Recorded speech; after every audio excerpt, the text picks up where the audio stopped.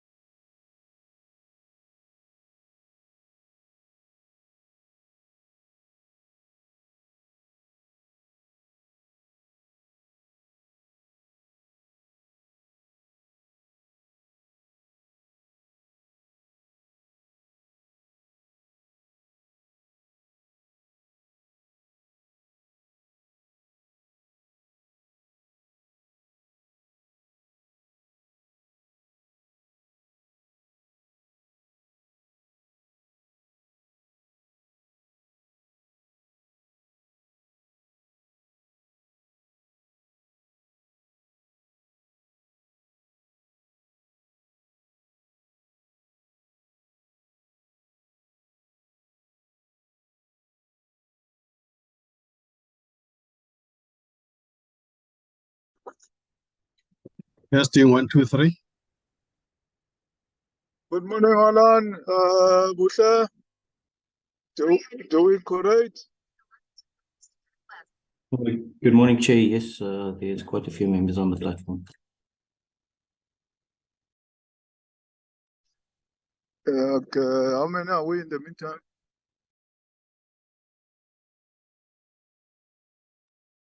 There's 8 members currently on the platform, Chair.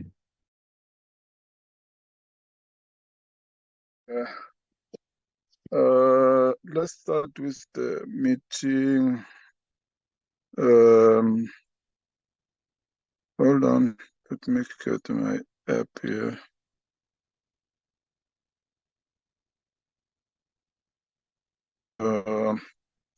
Let me welcome all the members and compliment as this is the first time that we meet this year.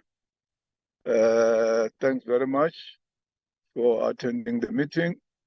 Then also welcome all the support teams, in particular SCOF and other parliamentary teams which are here. This is a meeting to get a briefing from Treasury on the bill which has to be processed this year before the Parliament rises. I just want to check if Honorable Abraham is in the platform.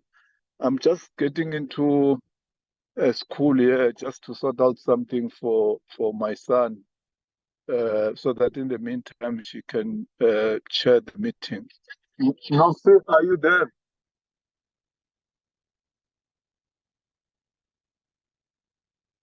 Yes, I'm Chair. Yeah, Molo. I'll chair a law meeting. In the meantime, I will remain logged. And there's something like a thing to do with my child's schooling. I'll remain in the platform Okay. while I'm busy with this logistics. Okay, Chair. Okay, I think you've already indicated that we're getting briefing from Treasury. We just want to welcome the entire team from Treasury.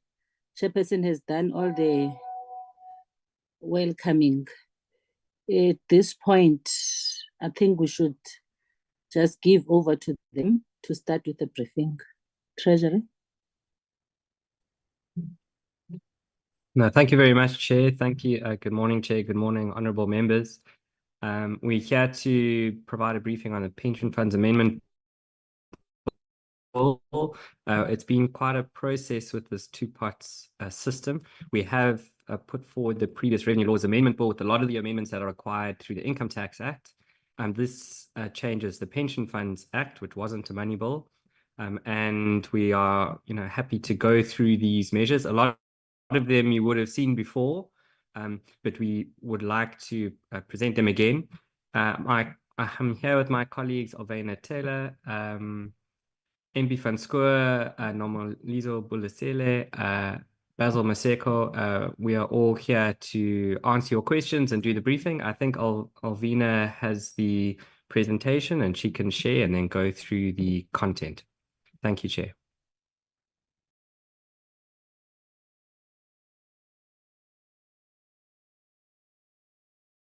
Thanks, Chris. Through you, Chair. Good morning, Chair. Good morning, members and all participants. I will try to share the slides. Apologies if it takes some time.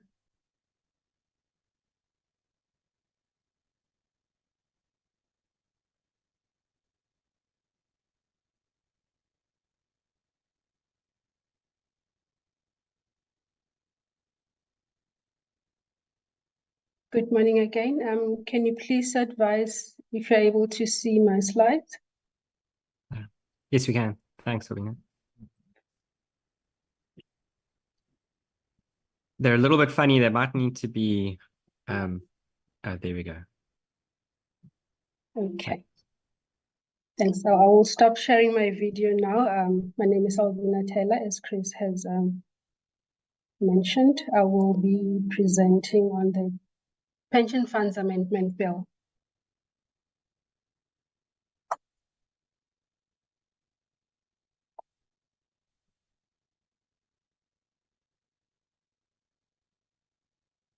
Okay.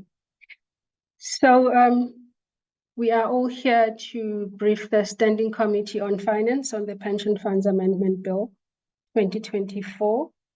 The Pension Funds Act is the primary legislation for regulating retirement funds, which made it necessary for it to be amended to incorporate retirement reforms.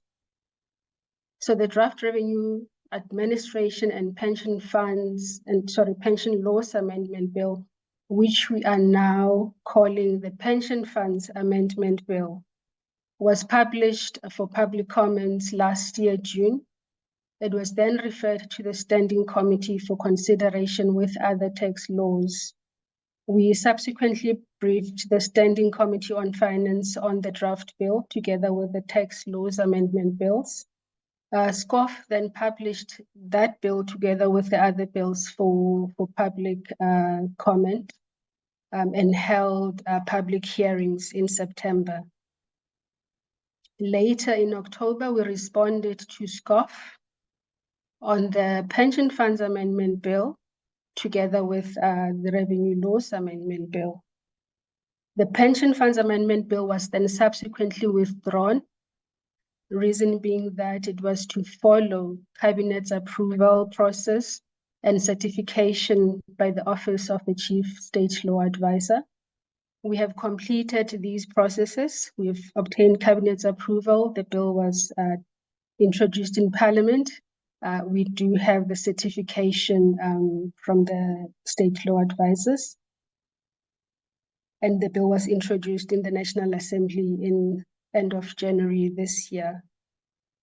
The bill was not considered in NADLEC for comments. However, we did engage with some labor federations and their unions. They have been part of the consultation process. We'll start with some background to the two-pot system. The members have seen these slides quite a number of times last year when we were speaking to the Revenue Laws Amendment Bill. Maybe it would be good just to have a refresher before we go into the content of the Pension Funds Amendment Bill. So there are two primary concerns with respect to the two-pot system that necessitated the change in the design. The first being the lack of preservation before retirement. We are all aware that for pension funds and provident funds, members are able to resign and cash out all their funds. That's the first concern, lack of preservation. The second one is that if a member does not resign, they're not able to access any funds in cases of emergency. And we have members in retirement annuity funds, which even if they resign from their jobs, they can't access funds in a retirement annuity fund because that fund is not linked to their employment. And we have seen this concern largely demonstrated by the COVID pandemic that we have just experienced, where most pension fund members and other employees were strained financially and they were not able to tap into any other emergency funding. They didn't have that and they could not even access their pension funds to assist them in cases of financial distress. So in an attempt to address these two concerns, we have proposed the two-pot system, reforming the retirement savings regime through what we call the two-pot system by introducing preservation when members change jobs or resign, and also allowing some limited access to a member's retirement savings when they resign, without having to resign.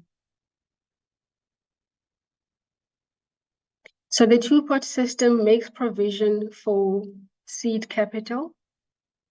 Seed capital will allow immediate access to a balance that a member has on implementation date of the two-pot system.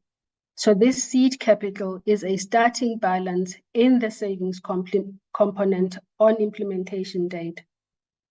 It will be available for a member to withdraw on or after implementation of the two-pot system. So this starting balance, the seed capital, will be in the savings component. It will be transferred from what a member has accumulated when the two-pot system starts. That will come from what we call the vested component. So to limit adverse impact liquidity and market impact, we are proposing to limit the seed capital to the lesser of 10% of the vested component, or 30,000.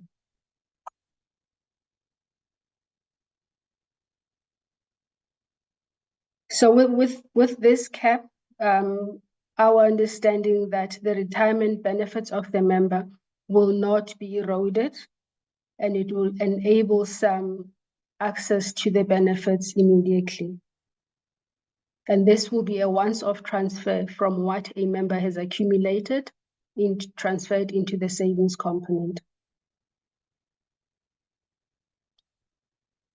So we've spoken to the seed capital, which will be allocated into the member's savings component. So one of the components that we'll have is the savings component. It will be within the current fund that the member is contributing into. So the savings component will house 1/3 of the member's total retirement fund contributions. A member will have access to the savings component without having to resign. Access will be before retirement while they are still an active member in the fund. However, a member can only access one withdrawal within a year of assessment. And a member would not be allowed to withdraw amounts less than 2,000. This is to not make a fund sort of a bank account where a member comes with 100 Rand, 500 Rand, as in when they are short of cash.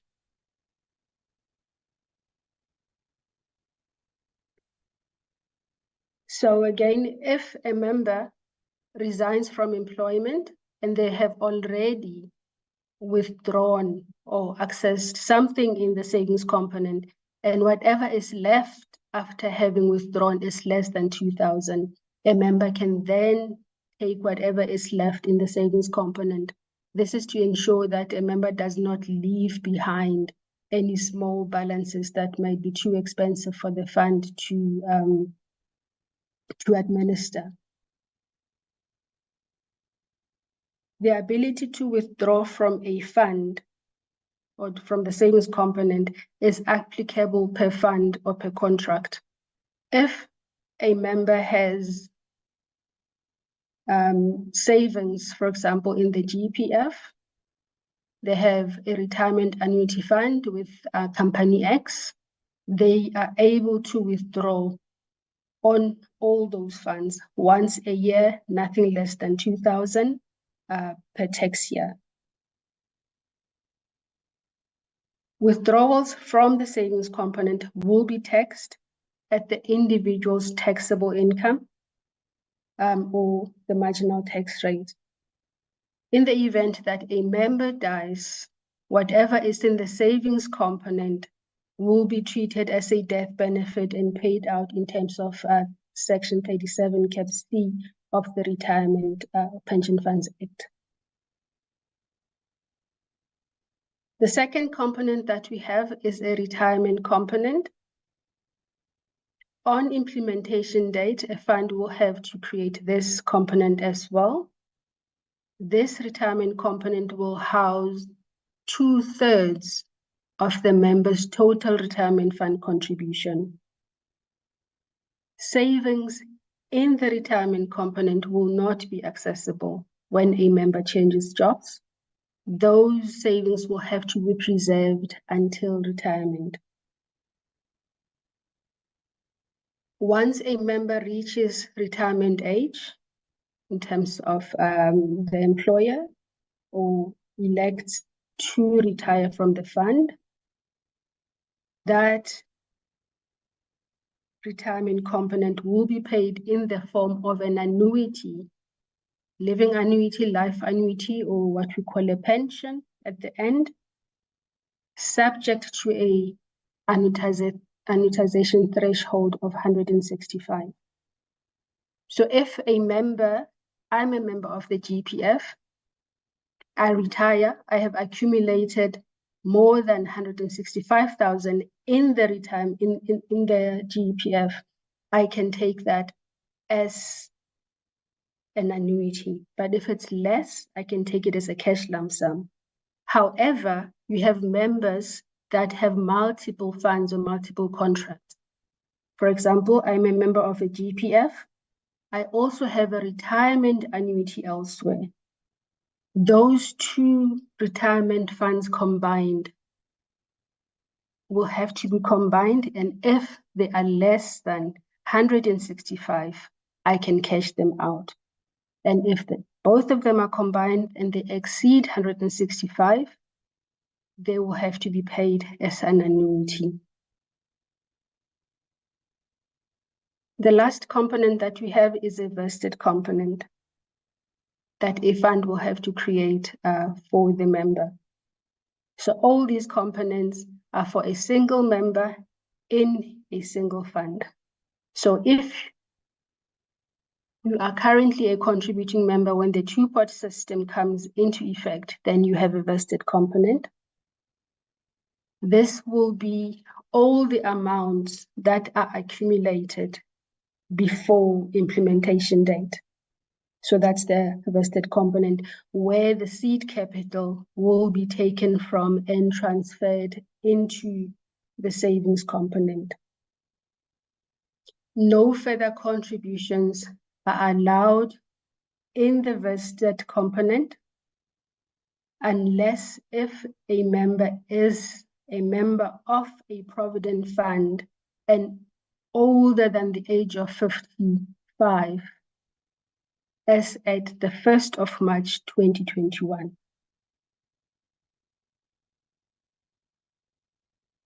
So withdrawals from the vested component will be in terms of the current rules, meaning that if you resign, you're changing jobs, this component is not subject to preservation. A member is able to withdraw or transfer it to their prospective fund if they're joining another employer. When a member gets to retirement, this is paid in terms of the current rules, meaning that 1/3 cash lump sum, 2/3 an annuity if it exceeds the de minimis threshold. If a member ceases to be a resident, a tax resident, they are able to access the vested component subject to the relevant rules, which is a 3-year under the current regime.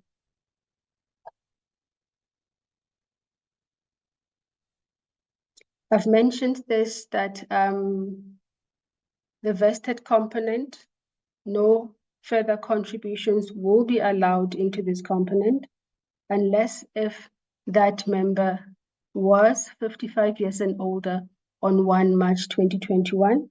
These members are able to make further contributions into the vested component, or they can choose, they can choose to join the two-pot system. If they join the two-pot system, they cannot reverse that decision. They will contribute into the savings and the retirement component, no longer in the vested component. It will be ring-fenced, and their rights in that component will be protected.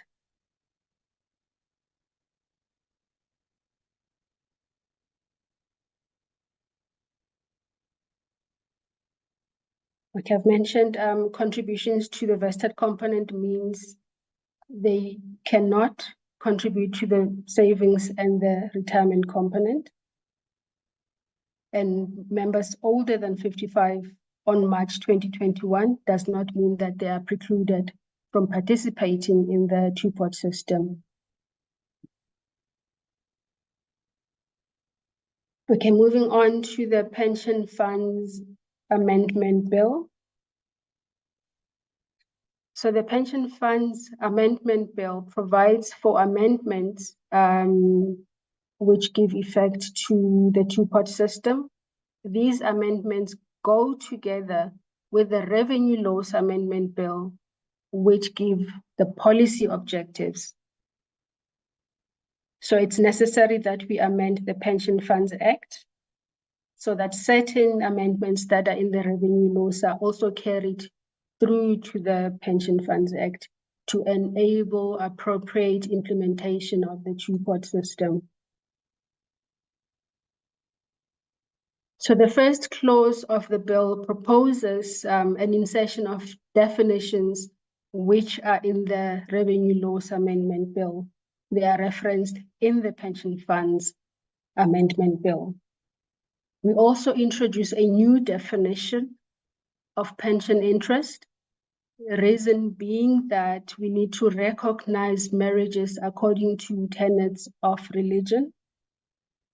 We also want to clarify the application of the clean break principle is on the date of the court order. And lastly, the allocation of divorce order settlements and all other deductions is from all three components: savings, retirement, and the vested component.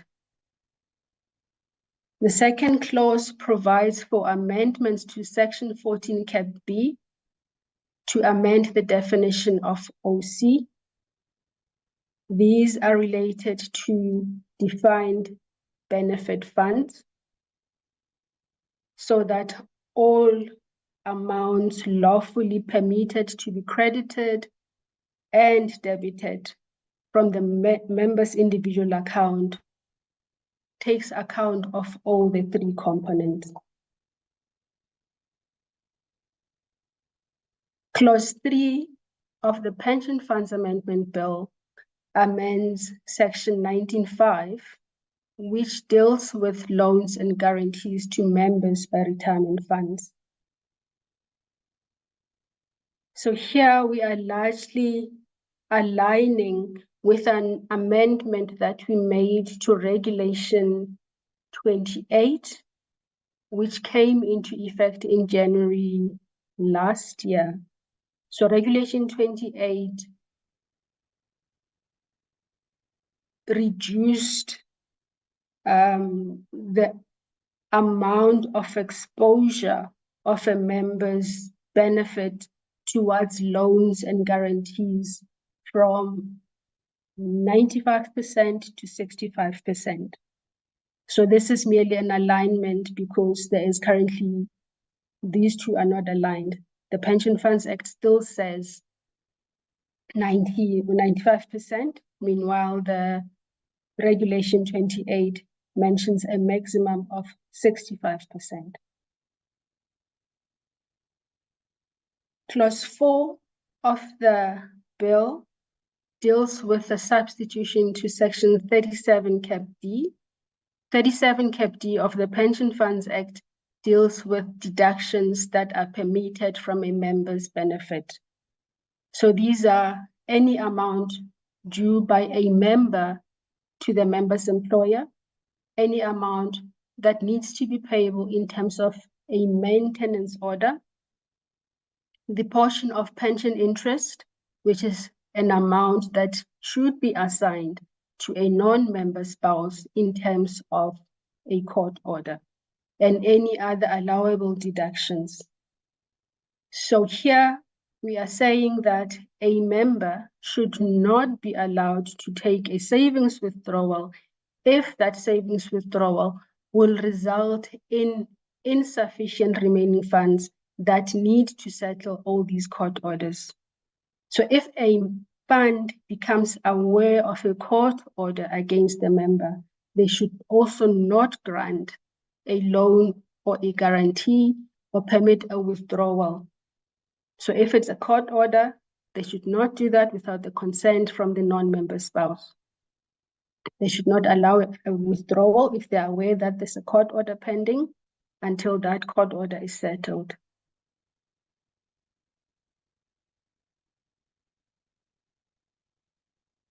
I think I'm almost at the end. So we've become aware that there are other funds that are not licensed and registered in terms of the Pension Funds Act. So these funds have their own statutes, they have their own laws. These includes the GPF. The GPF has the Government Employees Pension Law and its rules, which are not subject to the Pension Funds Act. And the GPF needs to amend not only its rules, but the GEP law to introduce the two-pot system effectively for the government employees to be able to be aligned to the two-pot system. So our request is therefore that the committee allows us to increase or to widen the scope of the Pension Funds Amendment Bill to include amendments to the GEP law and other non-pension funds administered funds. We have quite a number of them. So we have the Telkom Fund and the Post Office Fund that are established in terms of the Post and Telecommunications Related Matters Act. We have 2 to 3 Transnet related funds, which are administered in terms of the Transnet Pension Fund Act. So all these laws might need to be amended. What we are certain of as of now is that the GEP law needs to be amended to take account of the two-pot system. The other 2 laws, we are still doing an assessment in terms of whether they need to be amended as well, which is the Post and Telecommunications Related Matters Act and the Transnet Pension Fund Act. If they need to be amended or if it will only be the rules of those funds that need to be amended to implement the two-pot system. Thank you, Chair. That's the end of the briefing. Thank you. Thank you very much. Is that all presentation that was to be made by Treasury? Yes, Chair, that's all. Thank you. Thank you very much, Tendazile. Honorable members, it's now time to interact with the presentation as presented. I give over to you, and I'm trying to look out for hands. Sorry.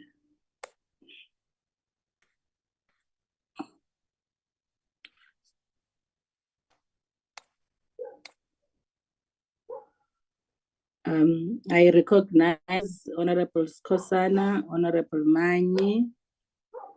Oh, yeah, so far. Honorable Skosana, can you come in? Thank you. Yeah, no, thank you very much, Chair, and good morning to all honorable members, the National Treasury and all other entities and structures that are present in today's meeting, and compliments of the new year. Yeah, no, we welcome the presentation as presented. I think by and large, in my view, it's quite progressive. I'm just having one question regarding the retirement portion of the fund, because I heard the presenter mentioning that the retirement portion, if one changes jobs, can't access that portion, because that portion is reserved for retirement, and it's a 2/3 of the fund. It means it's the lion's share of the total fund.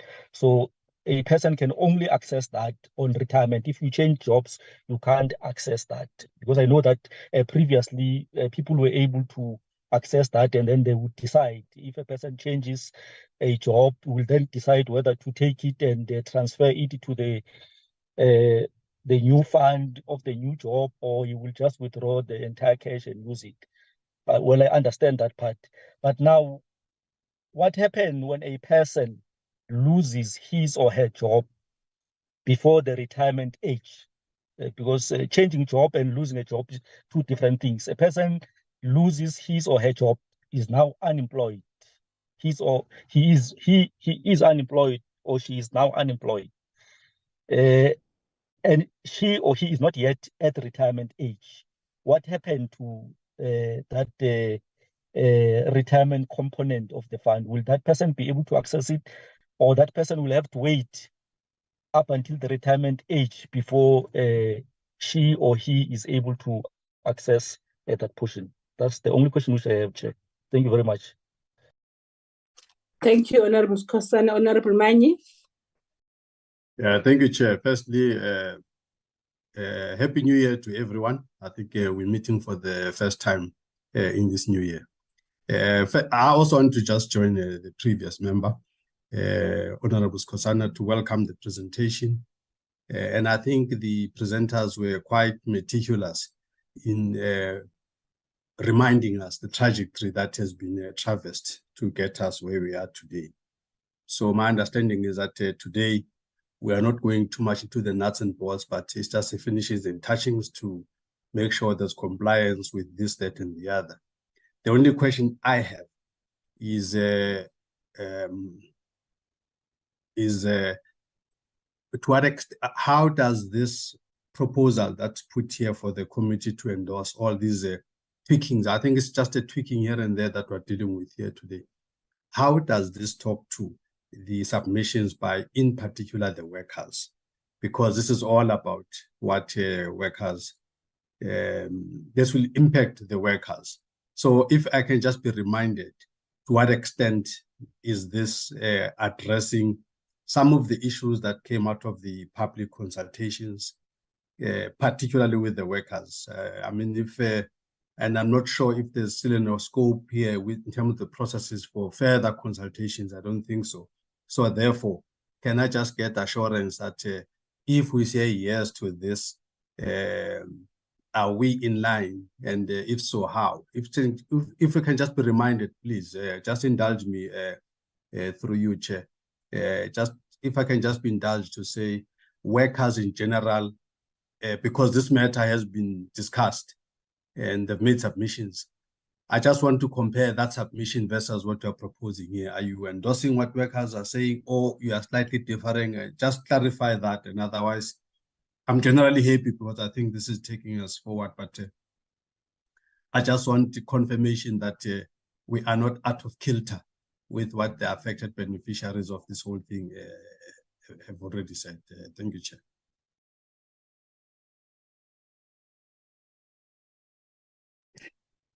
Thank you so much,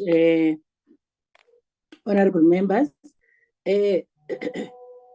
Maybe my question would just be to check whether there aren't any relevant legislation, like maybe the tax acts, that needs to be amended as well, so that there are no hindrances towards the final implementation of the two-pot system come September 2024. Honorable Muswale, I see your hand is up. Can I give to you?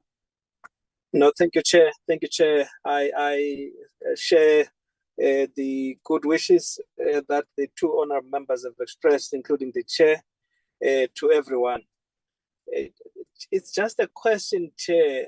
I think towards the end, the presenter was almost encouraging us or requesting us to consider the inclusion of the other pension fund administrators that are not under the purview, if I heard it correctly, of the Pension Act, like telecoms and I think the post office. Instinctively, naturally, we would want to see a dispensation in respect of pension administration in the whole country being uniform. That is to say, the different workers in the different sectors or employments are not subjected to different dispensation in respect of this.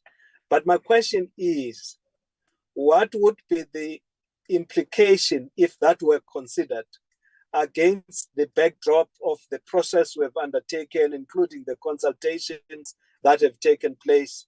It could well be that we're presented with something that is very obvious, but whose implications may impact the process. It's just a question to try and understand if there wouldn't be such other implications, perhaps that had not been factored in the process.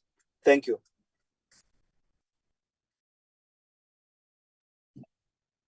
Thank you so much. I see the chair's hand is up. Comrade Joe, you can come in.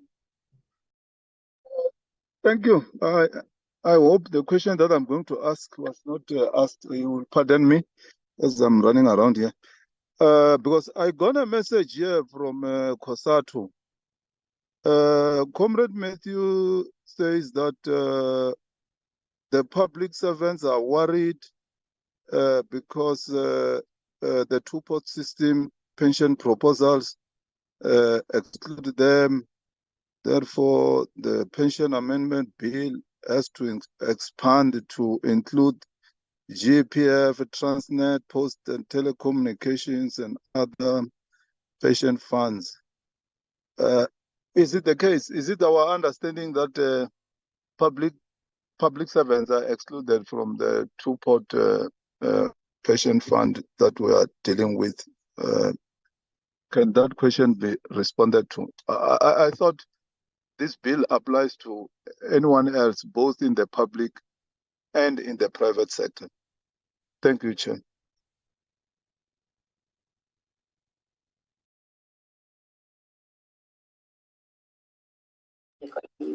Okay, Chair, are you done? Yes, I'm done. I'm done, Oh. Chairperson. Okay, Chair. I'll give over to you and your team, Thandazile, for some responses to the members' questions and comments. Thank you, Chair. I'll start at the bottom with Chair Masanganyi's question. So that the two-pot system will apply to all funds, including public sector funds. So the GPF is included in the two-pot system. However, in addition to amending their rules, so if I can go back a little bit, all funds that will apply the two-pot system will need to change their rules, all funds, including the GPF and other public sector funds. The challenge is that with public sector funds, including the GPF, in addition to amending their rules, their fund rules, they also need to amend certain aspects of their statutes, of their founding statutes.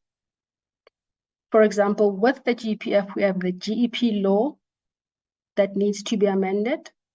And from our initial assessments, it's not major changes. For example, they will need to amend the pension interest definition that they have. The GEP law also have a section similar to section 37 cap D that we have in the Pension Funds Act. So they need to amend that section as well in the GEP law. to ensure that there is alignment in terms of how the GEPF allocates deductions. The two-pot system says deductions should be allocated proportionately from all three pots. So the GEPF needs to follow suit. The other public sector funds as well, Telkom, Transnet, and the Post Office, need to amend their rules. We have not yet made an assessment of their laws, if their laws need to be amended as well, but their rules will have to be changed. Our request, though, which I think our legal advisor on the call can assist with, is that we're requesting the committee if we can expand what we have now in the Pension Funds Act Amendment Bill to incorporate these three pieces of legislation from the GPF, Transnet Funds, Post Office, and Telkom to be amended as well. So that's our request. We are not excluding any fund. They have been included from the beginning, but it's just this anomaly that we have encountered that their laws will equally need to be amended. And on Chair Abraham's question on whether we need to amend the tax laws as well, the tax law has been amended to introduce the two-pot system. That process has gone through the parliamentary process through the Revenue Laws Amendment Bill, which I think is just awaiting debate in either the National Assembly. So that process is a bit ahead of the Pension Funds Amendment Bill, which we are briefing the committee on now. The second question on the submission by workers, if we are aligned, we have tried as much as possible to align with the comments that we have received. Firstly, with the seed capital being increased, also being cognizant of the fact that funds need to be used for emergency cases. We don't stipulate that, but we encourage members not to withdraw willy-nilly, but to try as much as possible to make their withdrawals aligned to any emergencies that they will be facing. And the first question on retrenchments. We are aware that currently, when a member gets retrenched, they are able to get a retrenchment package from the employer and the fund, and that is treated as retirement. With the proposal, the retrenchment package will only be confined to the vested component because the vested component is treated in terms of the current rules. Then the retrenched member has access to the savings component. The retirement component is not accessible. We still need to work out how a retrenched member can access the retirement component because we are subjecting it to preservation. So that will be the second phase of the reform, to ensure that a member that gets retrenched, not someone that resigns out of their own voluntary will, someone that's retrenched, it's not something that they chose. That member, we need to work out how they access the retirement component without depleting their retirement savings completely at a go. For example, maybe a member can access that retirement component in tranches, in smaller tranches or income streams, rather than having a complete cash lump sum, which can then be depleted and they don't have anything to sustain themselves with. So that part will be part of the second phase of the reforms. I'm not sure, Chris, if there's anything to add, or colleagues that are on the line, if I've covered all the questions. Thank you, Chair. Thanks, Alvina. I think you have covered a lot. I mean, just to also note that we are allowing individuals when they are retrenched or they do lose their employment, they can still access the full amount of all the contributions that they've made up to the start of this new system. So if they were to lose their employment, they can access that in full. Also going forward, the new amounts can be transferred to other funds upon resignation or retrenchment as well. We do hope that the savings component, once we've moved to the new system, will be enough of a buffer for individuals for when they do lose their employment. But as Alvina said, we are going to explore other mechanisms for if there is nothing left in that savings component. But we do hope that employees will keep that savings component for emergencies. It really is to try and improve savings rather than be used as a transactional account. Thank you.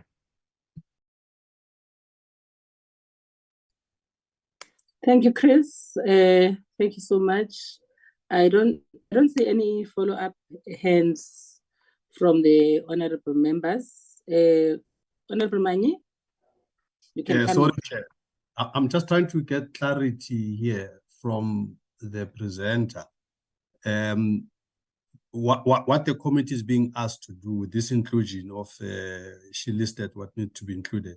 Is it not actually, I'm trying to understand what is the difference between that and the concern that Honorable Maswanganyi had raised, that COSATU is saying they are excluded. What is it? What was the inclusion that was there before that is different from what is being asked today? I'm just trying to understand what is the difference, because if you are saying you want to include Transnet, this, that into the amendment so that the laws also are aligned, isn't that actually the concern that COSATU is raising? I'm not so sure.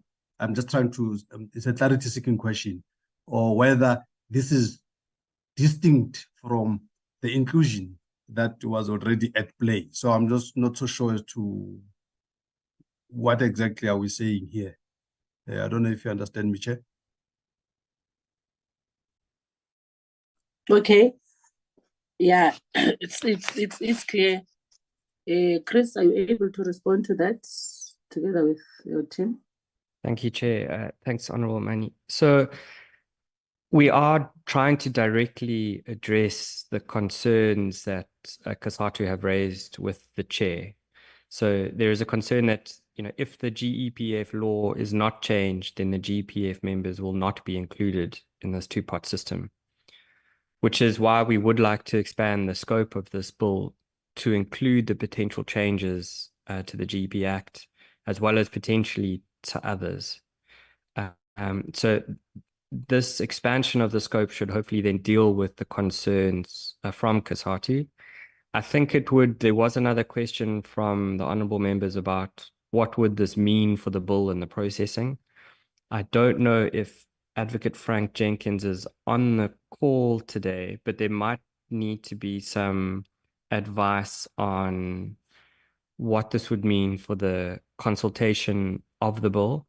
I think my colleague Normalizo is here. She might be able to come in to help with that process, but we would like to try and expand the scope to include those other amendments, which, as my colleague Alvina said, should be relatively minimal, so that we can get this bill in and processed quite soon, so that the implementation date of 1 September will be perfectly fine.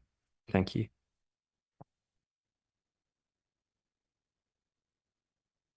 Okay, can you check with, okay, I see your hand, Thandazile. Can you come in? Frank, if you are in as well, and I heard Chris mentioning Normalizo as well. But I think also at the end of the meeting, the chairperson will also craft the way forward in terms of process. Thank you. Thandazile. Thank you, Chair. I think just to add on what Chris is saying, by way of example, member money. For example, the revenue laws amendment bill, once it becomes law, all funds change their rules and apply the two-pot system, meaning they will create the vested pot, savings pot, and retirement pot. They will do that, all funds, no one is excluded. They amend their rules, then they create all the pots. Now, using the example of the GPF, someone in the GPF post-implementation of the two-pot system gets divorced, and the GPF has not changed the law, its law, they've only changed their rules.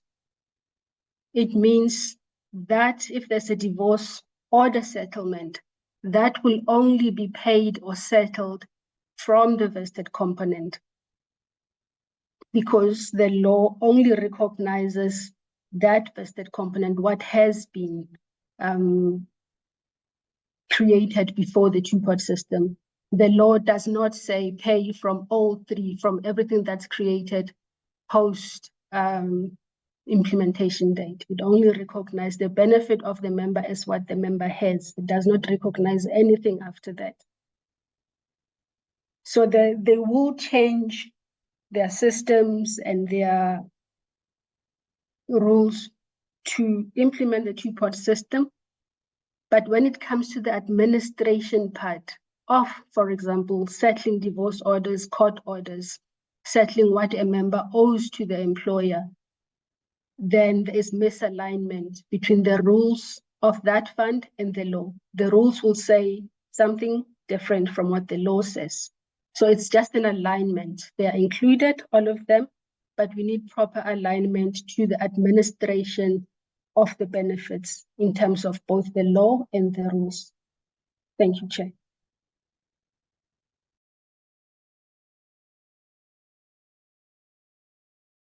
Thank you. All Yeah. right. You can come in, Frank. Sorry for Thank that. you, ma'am. Come in. Yes, thank you. I thought you wanted to give over to me. Thank you very much.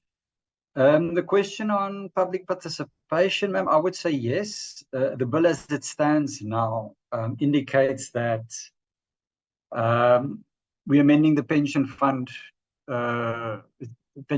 Act. So I would suggest that people out there, especially, let's think of the administration of the government employees pension fund and the amounts of people and amounts of money involved in that fund. Up to now, they could have thought it does not apply to them, or maybe they thought it did apply to them. So certainly one must extend an invitation to them, as well as all the other pension funds, for public participation in this change in the pension fund system. So as the bill stands now, we have public hearings on it, ma'am. I think should the bill then be changed to include all those others, we will have to extend at least an invitation to them to submit further comments. They might have already done that at the first hearing. So it really depends on how our first rounds on the public participation will go, whether we need to have another round after the amendments come in. Now, so I would suggest, ma'am, to almost anticipate it is when we do advertise for public hearings, unless it's gone out already, to say that the bill will be changed to include all the other pension funds. So the invitation is extended to all the pension fund administration and pension fund members to make submissions on this bill, should they wish so. Thank you, ma'am. Thank you so much, Frank. That brings some clarity. Do you still want to come in, Nomalizo? Good morning, Chair. No, I think Frank has explained that there would be a need for further consultation in respect of the other laws in an event the committee does agree to extend the scope. I think from our side as Treasury, we are busy with the process of identifying areas, or rather the sections in the various legislations that may require the amendment. And we are prepared to work hand in hand with the other stakeholders so to consolidate this process, and we make sure that we come next time when it is agreed, when we are coming back, having consolidated all these pieces of legislation. Thank you.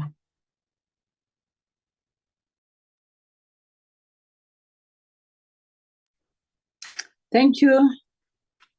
Thank you very much to all the Treasury delegation, and thanks to honorable members. I take it that now, in the absence of further hands, Comrade Pum, Honorable Maswale, can you come in?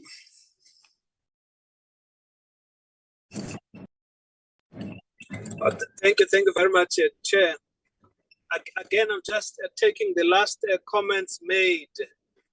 Perhaps can the legal people come together?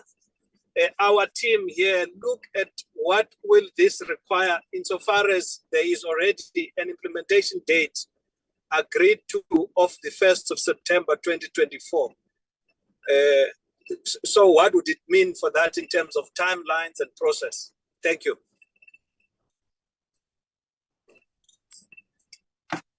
Thank you, Chair. Thank you, Honorable Musole. I think the legal team is listening, and I think, sorry, the management team as well of the chairperson of the committee is also all ears. At this point, I will give over to you, Chair, just to craft the way forward and close the meeting. Thank you so much. Over to you, Joe. Thanks, Comrade Noxie. Colleagues, members, Treasury, SARS, officials of Parliament. As it has been recommended by members, let's get together with the legal teams of both Treasury and Parliament after this meeting for us to be advised as to how do we go about it, because we're left with few days before we rise. If I'm not mistaken, Parliament is rising for good on the 28th. I think a day before Easter weekend or a Good Friday itself. So I'm not sure if by that time we'll manage to go through another round of public hearings. But we'll look at that with the legal teams and the Secretariat. We'll have liked to pass this bill before we rise. But if processes of Parliament do not allow, because we don't have to do things for the sake of doing them, and then the bill gets challenged later, we'll have to defer it to the next Parliament. Be that as it may, thanks very much, honorable members, for your participation. SARS, National Treasury, parliamentary support teams, and everybody in attendance. The meeting is officially adjourned. Thanks. Long live the chair. Compliment Long live of the the year. chair. Compliment. Comrade Mani. Yes, ma'am. Hello, Magazwai. Hello, my sister.